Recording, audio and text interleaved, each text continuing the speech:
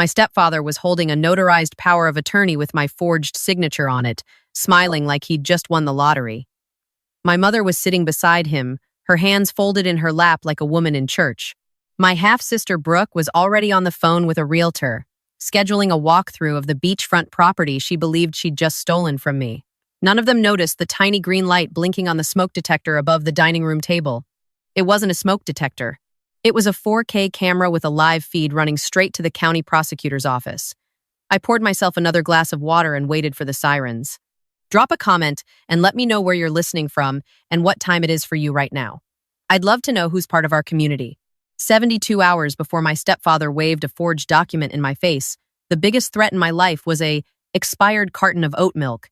I was sitting cross-legged on the floor of my apartment in Alexandria, Virginia, a 2-bedroom unit with exposed brick walls and a view of the Potomac that I'd earned with 7 years of 14-hour days. I worked in cybersecurity for a defense contractor. My job was to find the holes in systems that people swore were bulletproof. I was very, very good at finding holes. My phone buzzed on the kitchen counter. I glanced at the screen. Mother, not mom.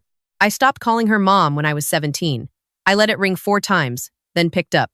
Elena. Her voice was warm, too warm. Catherine only used that voice when she needed something expensive.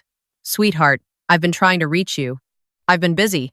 Too busy for your own mother? She laughed, a tinkling sound designed to make me feel guilty. It used to work. Listen, honey, I'm calling about Grandma Vivian's estate. The lawyer says we need to have a formal family meeting to finalize the property transfer. You're the executor, so nothing moves without you. That part was true. Grandma Vivian had died 3 months earlier and left me as the sole executor of her estate, which included a 4-bedroom house on the Outer Banks worth about $1.2 million, a savings account with $340,000, and a storage unit in Norfolk filled with antique furniture. She'd left everything to me. Not to Catherine, not to Brooke. To me, the granddaughter who actually visited her, the one who drove 6 hours every Thanksgiving to sit on her porch and drink sweet tea while Catherine and Brooke posted Instagram photos from ski resorts they couldn't afford. The lawyer can send documents electronically, I said. I don't need to be there in person. Actually, you do. Catherine's voice shifted. The sweetness curdled into something harder. Mr. Langston says there are original documents that require wet signatures. Something about the deed transfer and the tax filings. He says if you don't appear in person by Friday, the probate court could freeze the entire estate for up to a year. I pulled up my laptop and searched for the probate statutes in North Carolina. She was half right.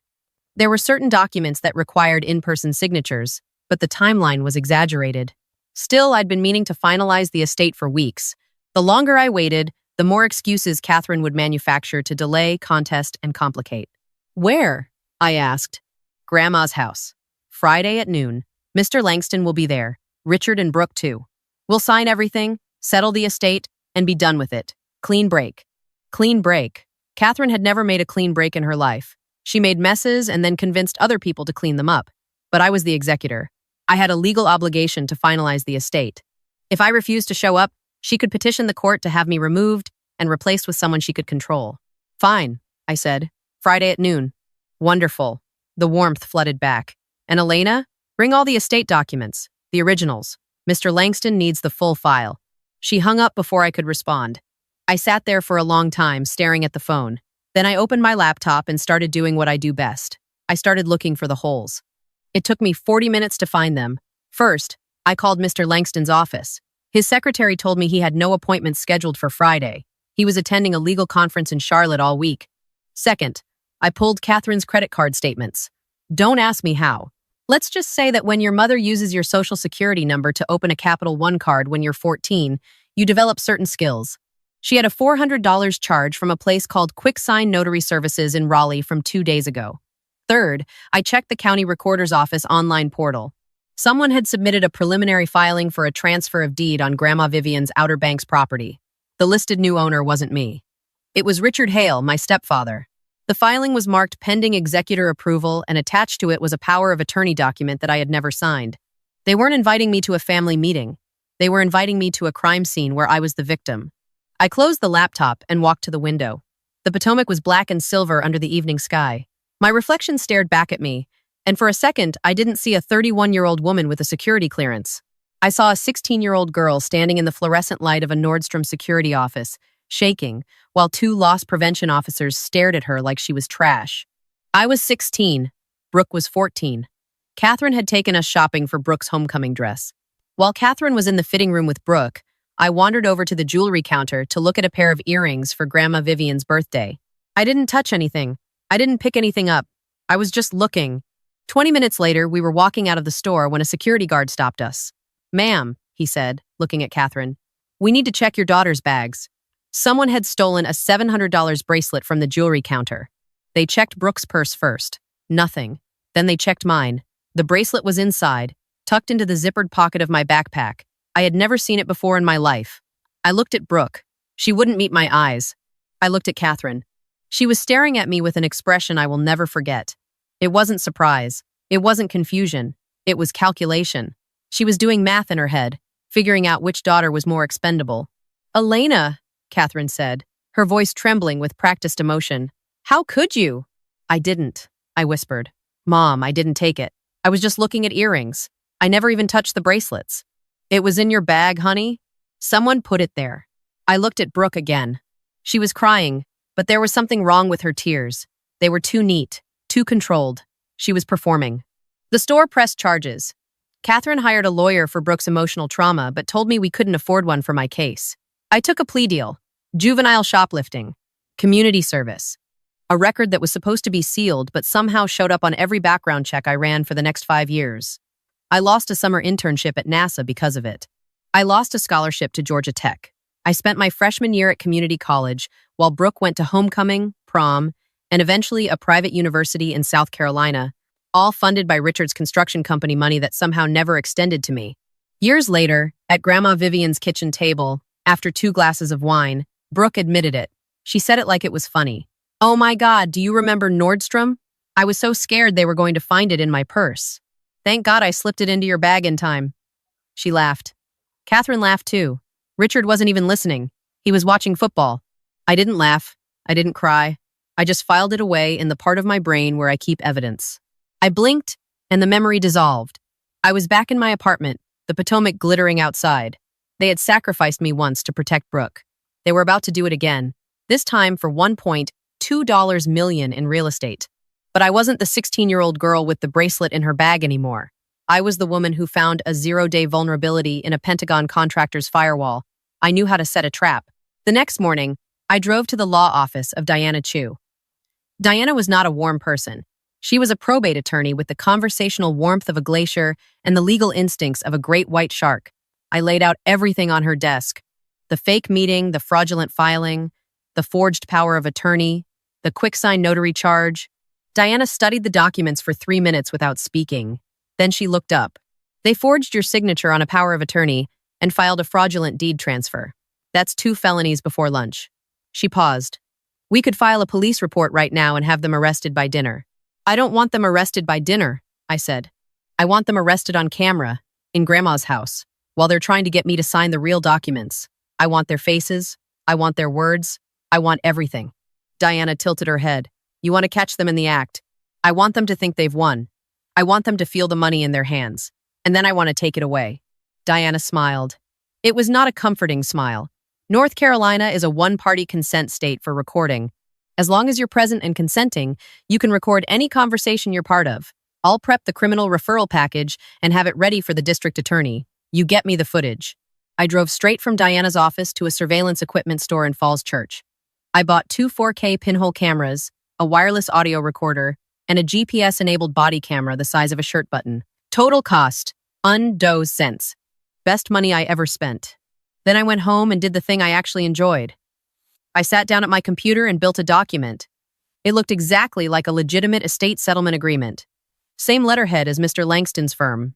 Same formatting. Same legal language. But buried in paragraph 14, subclause C, in font so small, you'd need a magnifying glass to read it, was a sentence that said, "By signing below, the undersigned acknowledges that all prior filings related to the estate of Vivian Marie Dalton, including, but not limited to any power of attorney or deed transfer documents submitted to the county recorder, were prepared and submitted without the knowledge or consent of the executor and constitute fraudulent instrument." They wouldn't read it. People like Catherine and Richard never read the fine print. They just sign wherever there's a line and a dollar sign. I packed my bag. 2 cameras, 1 audio recorder, 1 body cam, 1 laptop, 1 fake settlement agreement, and 1 folder of genuine estate documents that proved every penny belonged to me. I drove south. The Outer Banks house sat on a stretch of sand in Kill Devil Hills, 3 blocks from the ocean. Grandma Vivian had bought it in 1987 for $95,000. Now it was worth 12 times that. It was a simple place. Cedar shingles weathered silver by salt air, a wraparound porch with rocking chairs, and a kitchen that always smelled like cinnamon. It was the only place in the world where I had ever felt completely safe. When I pulled into the driveway on Friday morning, 2 hours early, the first thing I noticed was Richard's black Escalade already parked there. They were early too. That meant they were setting up. I sat in my car for 5 minutes breathing. Then I went inside. Catherine was in the kitchen, arranging a cheese board that she'd clearly bought from Harris Teeter 20 minutes ago. She was wearing a cream blazer and pearl earrings, her I'm a reasonable person costume. Richard was sitting at the dining room table, spreading papers across the surface. He was a big man, ex-Marine, with a crew cut and hands like catcher's mitts. He didn't look up when I walked in. Brooke was on the porch, talking on her phone. Through the window, I could hear fragments. By Monday, I promise. Once the deed clears, we can list it immediately. My realtor says we can get 1.3, maybe 1.4 if we stage it. She was already selling my grandmother's house, the house where Vivian taught me to make peach cobbler, the house where I spent every summer reading on the porch while the ocean roared. Brooke was dividing it up like a carcass. I set my bag down in the hallway and casually placed 1 camera on the bookshelf facing the dining room table. It looked like a decorative USB charger. I stuck the second one on the kitchen windowsill, angled toward the living room. I clipped the body cam to the inside of my cardigan. I pressed record on all 3. Elena! Catherine swept toward me, arms wide. She hugged me for the first time in 2 years. She smelled like Chanel No. 5 and desperation. You look thin. Are you eating enough? I'm fine, Catherine. Don't call me Catherine. I'm your mother. Where's Mr. Langston? I asked, scanning the room. Oh, Catherine waved her hand. He sent the documents ahead. Said he trusts us to handle the signatures ourselves. He'll file everything Monday. There it was. The first lie, caught on 3 cameras. Richard finally looked up. Sit down, Elena. Let's get this done. I sat. Brooke came in from the porch, dropping into the chair across from me. She was wearing a sundress and sandals, like she was headed to brunch, not a felony. She looked me up and down.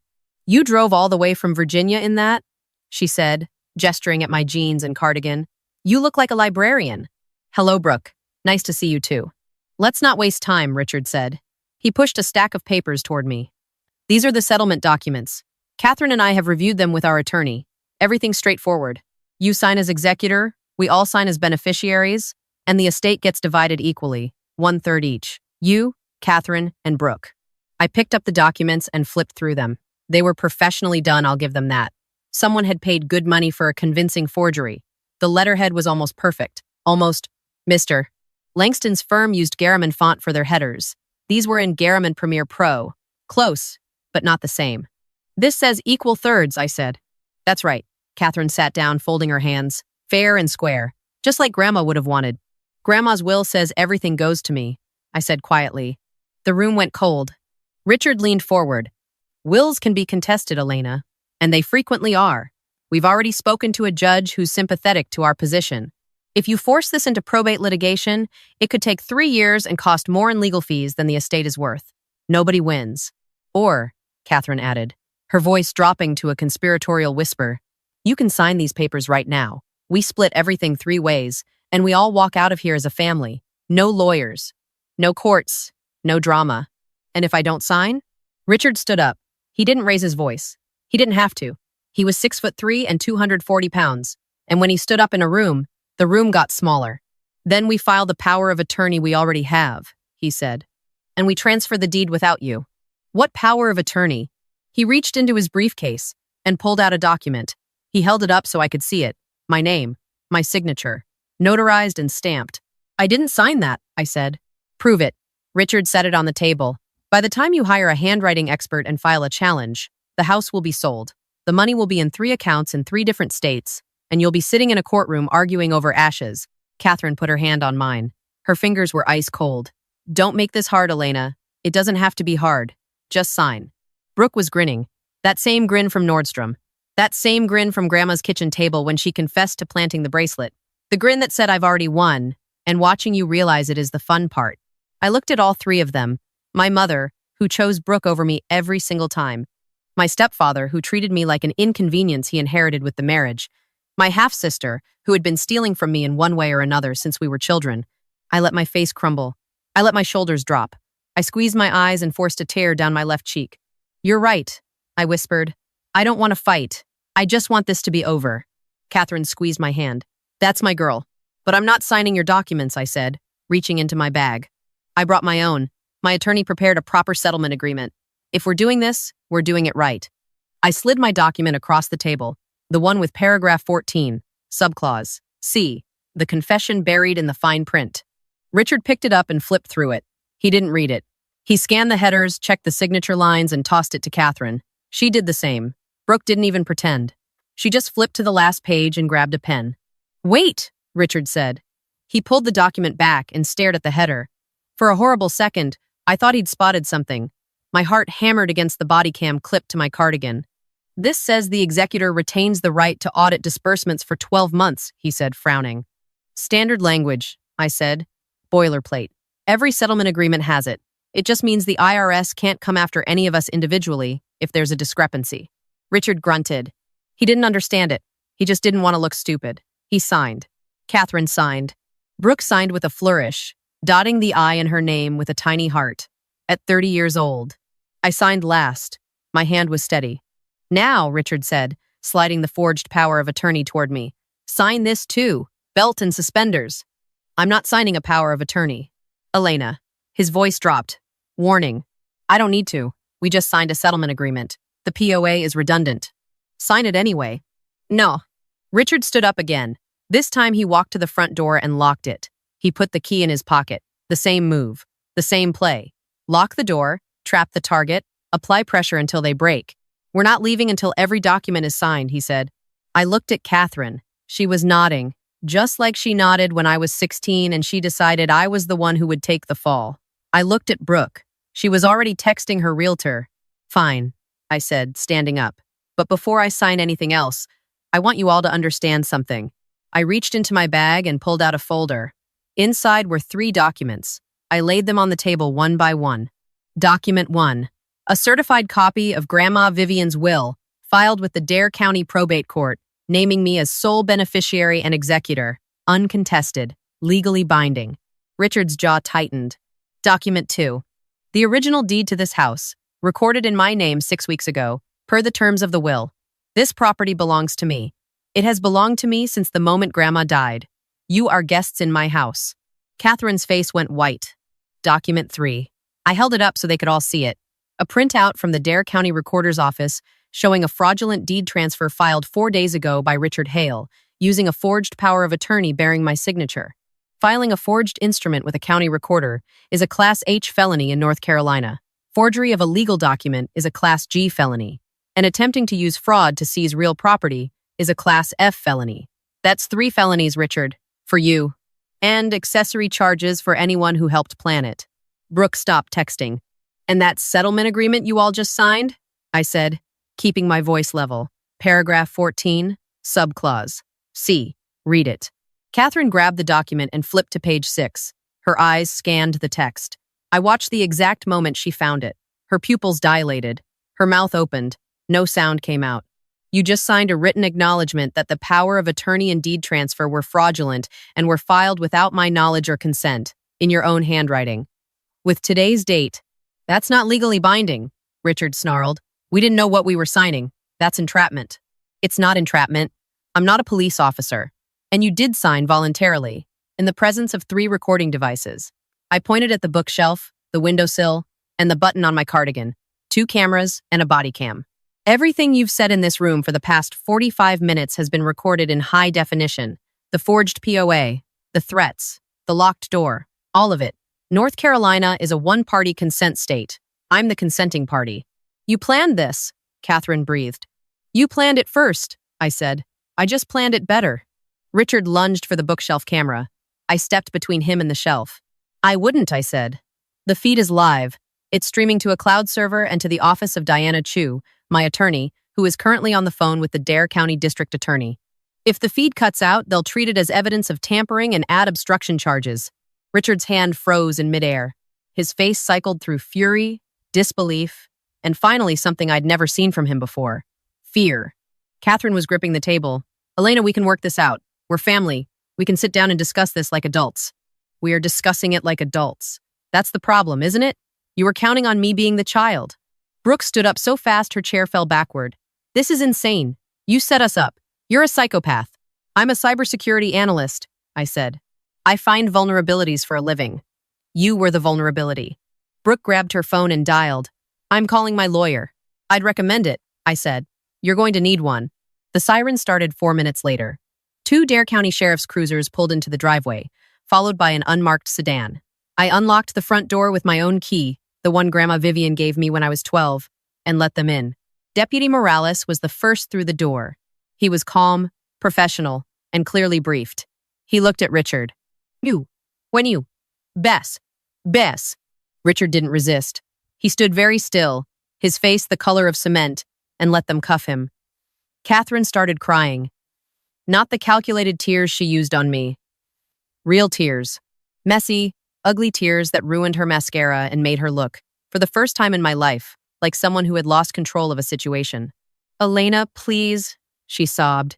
Don't do this. I'm your mother. You were never my mother, I said. You were my sister's publicist. They put her in the back of the second cruiser. Accessory to fraud. Conspiracy. They would add more charges later, after they reviewed the footage and the financial records. Brooke was last. She stood on the porch, trembling, her sundress wrinkled, her phone clutched in her hand like a lifeline.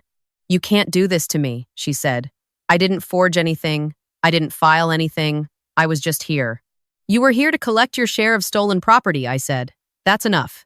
Deputy Morales read her the rights. As he walked her to the car, she turned back to me, and for a split second, the mask dropped. She didn't look angry. She looked exactly the way I looked at 16, standing in the Nordstrom security office, watching the world fall apart. You planted this, she whispered, just like I planted the bracelet. The difference, I said, is that you planted evidence of a crime I didn't commit. I planted an opportunity for you to commit a crime you were already planning. She didn't say anything after that. The trial was 4 months later. Richard pled guilty to 2 felony counts of forgery and 1 count of filing a fraudulent instrument. He got 18 months in state prison and 5 years probation. Catherine pled no contest to conspiracy to commit fraud. The judge gave her 12 months, suspended to 6 with good behavior and mandatory community service. The irony of Catherine picking up trash on the side of Highway 12 was not lost on me. Brooke's case was more complicated.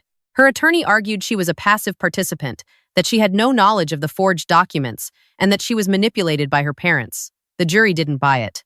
The text messages between her and Richard planning the entire scheme were recovered from her phone. She got 14 months. On the day of Brooke's sentencing, Catherine's lawyer sent me a letter.